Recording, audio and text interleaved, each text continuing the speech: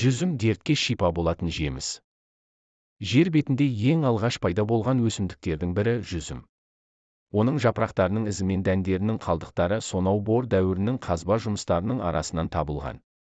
Сондай деректерге қарап, мыс және қола дәуірінде жүзімнің дәл бүгінгідей өсіріле бастағанын байқаймыз. Археологтар жүзім ұрықтарын көбіне өзен маңындағы қоныстардан кезіктірген екен. Египеттіктер жүзім өсіруді 4000 жыл бұрын бастаған, жүзім шағы олардан финдіктерге жеткізіліп, кейіннен римдіктерге тараған. Ғылыми деректерде римдіктердің өз заманында жүзімнің 100-ге жуық түрін өсіргендіктері туралы да аз айтылмайды.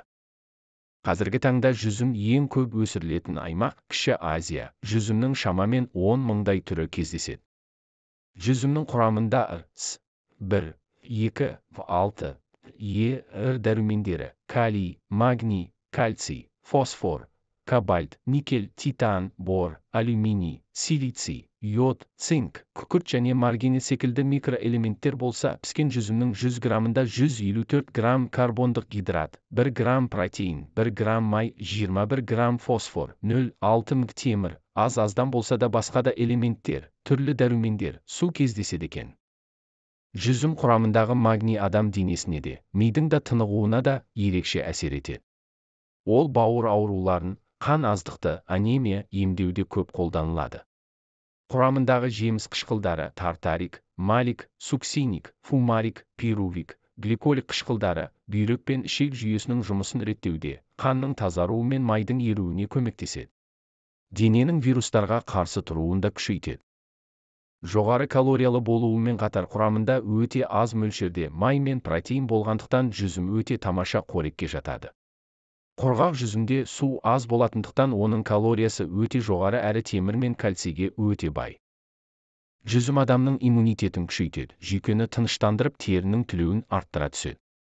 Ол сондай-ақ аллергия мен буындарда тұз жиналуының алдын алуда таптырмайтын жеміс. Жүзімнің құрамындағы табиғи фруктоза денедегі жұмсалатын қуаттың аз уақытта қайта қалпына келуін қамтамасыз етеді. Түстен кейін қосуыш жүзім немесе жүзімнің бір кесе таза сығынды шырынын ішу денеге де, ми жасушаларына да өте пайдалы. Жүзімді қалай таңдаймын? Жүзімнің ең жақсысы ұстағанда қатқылдау болатыны және ашық түсті келгендері. Жасыл түстегі жүзім алғыңыз келсе, сәл сарғыштауын, қара жүзімді қаласаңыз, қою түстісін таңдаған жөн. Жүзімді мүмкіндігінше сыртқы тозаңмен сақтай білген дұрыс. Сабағының құрғап қалғандығы жүзімнің үзілгеніне біраз уақыт болғанын көрсетеді. Тез үзіле қоймауы жүзімнің сапасын білдіреді. Бір тал жүзімнің шіри бастауы тұтастай бір шоқ жүзімнің шіруіне алып келеді. Жүзімді сатып алғаннан кейін көп уақыт ұстамаған жөн. Жүзім міндетті түрде суық жерде сақталуы тиіс. Бөлменің жылылығы жүзімді тез солдырады. Жүзім тоңазытқышта 1-2 күн бойы бұзылмастан сақталып тұра береді. Тоңазытқыштан алынған жүзімді 1 сағаттан кейін жесе, дәмі анағұрлым тәтті болады. Сақтықта қорлық жоқ. Дұрыс жуылмаған жүзімде пестицид, ашытқы саңырауқұлақтары, шаң тозаң қалдықтары қалып қоюы әбден мүмкін. Қара жүзім бас сақинасы ауруын жүдетіп жіберуі мүмкін. Ал қызыл жүзімнің құрамындағы таниндар сақина ауруын тудыруы мүмкін.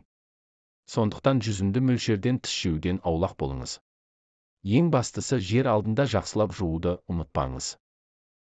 Видео ұнаса арнама тіркеліп, өз пікіріңізді білдіре кетіңіз. Сіздің ойыңыз біз үшін өте маңызды. Рахмет.